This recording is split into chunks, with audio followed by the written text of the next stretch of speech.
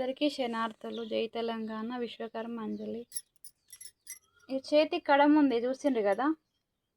అప్పుడు 19 సంవత్సరాలప్పుడు సమ్మక్క సారక్క దేవర వచ్చేది. ఫస్ట్ పోచమ్మ దేవర వచ్చేది. ఇక ఆమె అంటే కట్ల పడ్డది కాబట్టి ఇక సార్లమ్మ వస్తుంది. పట్నాలకు బోనాలకు అన్నీ పోతుండే. లైఫ్ మ్యారేజ్ వద్దు నాకు, ఇక శివశక్తిరాలిగా ఇలాగే ఉందాం అనుకున్నా. నా తలరాతలో ఇక అట్లా ఉండే జరిగింది కాబట్టి మ్యారేజ్ వద్దు అనుకున్నా. ఎవరితో మ్యారేజ్ వద్దు అమ్మ, నేను తప్పులు చేయను, మ్యారేజ్ వద్దు, పిల్లలు వద్దు, పెళ్ళి వద్దు నాకు అమ్మ, సమ్మక్క నీ బిడ్డ ఇట్లా ఉందాం అనుకున్నా. నా రాతలు కష్టాలు ఉండే, అది అన్నీ జరిగేటివి ఉండే, అట్లా జరిగింది. కానీ నా సార్లమ్మ ఎప్పుడు నా మీదనే ఉంటుంది, ఎటు పోదు, వస్తూనే ఉంటుంది. ఏంటంటే ఇంతకుముందు ఫోటో దిగిన ఫోటో నన్ను తీయనియది. ఎందుకంటే ఇంకోసారి అంటే లోపల అమ్మవారు ఉంటుంది కాబట్టి ఫోటోలు దిగలేను, కెమెరాల ముందు రాలేను. ఎందుకంటే అంజలి యాంకర్ కావచ్చు కదా అంటారు. యాంకర్ అయితే అంటే యాక్టర్ అయితే వీడియోలు కెమెరాలు ఉంటాయి, తీయనియదు. సమ్మక్క తల్లిని అడిగిన పాటలు బాగున్నామా, నా బిడ్డ పాట పాడనియదు. కచ్చిరికాడ సమ్మక్క తల్లి చెప్పింది. మన సమ్మక్క తెలుసు కదా బెజ్జూర్లో, కచ్చిరికాడికి పోయిన మా అమ్మ తీసుకుపోయింది. నా బిడ్డ పాట పాడనియదు బిడ్డ ఇంటర్లో అని చెప్పింది. అందుకనే ఇంటర్కి పోతలేను నేను. అట్లా సరస్వతిని ఆపుతాడు దేవరా. అయితే దేవుడు రాక ఉండదు, ఆమె ఎక్కడికి పోదు కట్లున్నా.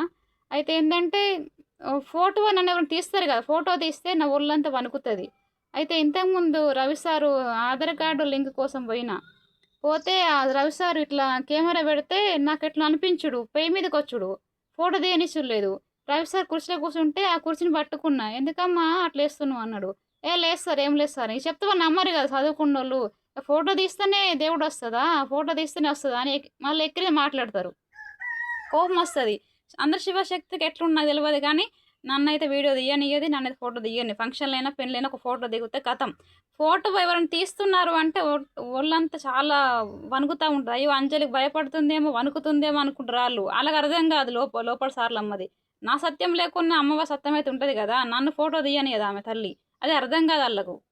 అట్లా ఒక 2 నిమిషాలు ఇంత ఫోటో దిగినైతే నాకు పెయి మీదకి వచ్చింది, అంత ఒళ్ళంతా వణికింది. కూర్చుందామంటే అద్దు అన్నారు. సరే అవసరం ఉండే ఫోటో అయితే దిగిన, కళ్ళు రెప్పలు కొట్ట ఫోటో దిగాలి కదా. అయితే ఆగిన, ఒక 2 నిమిషాలు ఆగి అమ్మ తల్లి శాంతి కావాలి అని మనసు దలుచుకున్నాక అప్పుడు ఫోటో దిగిన నేను. ఒక 5 నిమిషాలు నాకు ఉంటుంది, 2 సార్లు వస్తుంది ఒంటి మీదకి అమ్మవారు. అంటే శరీరం అంతా ఒళ్ళంతా చాలా వణుకుతూ ఉంటుంది అనమాట. ఫోటో నన్ను దివ్వనియదు అమ్మవారు. ఎవరైనా కానీ ఫోటో తీసేటోళ్ళు కానీ వీడియో తీసేటోళ్ళు కానీ అంజలి ఇట్లా వేస్తూ, అంజలి కొంచెం ఇట్లా అంటే కొంచెం నేను టైమింగ్ తీసుకొని ఫోటో దిగుతా, టైమింగ్ తీసుకొని వీడియో తీస్తా. అట్లా ఫస్ట్ ఫోటో తీస్తే నా అమ్మవారు నా ఫోటో దిగనియది. అట్లా అది ఎవరి సత్యం కనపడకపోవచ్చు కానీ నాలో అమ్మవారి సత్యం నాకు తెలుసు. అది పక్క వాళ్ళకు నవ్వచ్చు, వాళ్ళు ఏమని అనుకోవచ్చు, ఏమని అనుకోవచ్చు వాళ్ళు. అట్లా నేను అందుకే కెమెరాల ముందు రాను, ఎక్కువ ఫోటోలు దిగా. ఒకసారి ఫోటో నాకు తీస్తున్నారు అంటే నాకు ఒళ్ళంతా చాలా వణుకుతూ ఉంటుంది. అట్లా ఎందుకు వణుకుతున్నావు చిట్టి అంటారు, కానీ వణికేది నేను కాదు, అమ్మవారు వణికిస్తుంది నన్ను. అట్లా గుర్తుపెట్టుకోవాలి ఎవరైనా సరే. నా సత్యం భగవంతుడు చూస్తుండు, నా ప్రేమ భగవంతుడు చూస్తుండు. ఎవరు కనిపించకపోవచ్చు, చెప్పలేని ఆనందం నాకు ఇచ్చింది అమ్మవారు.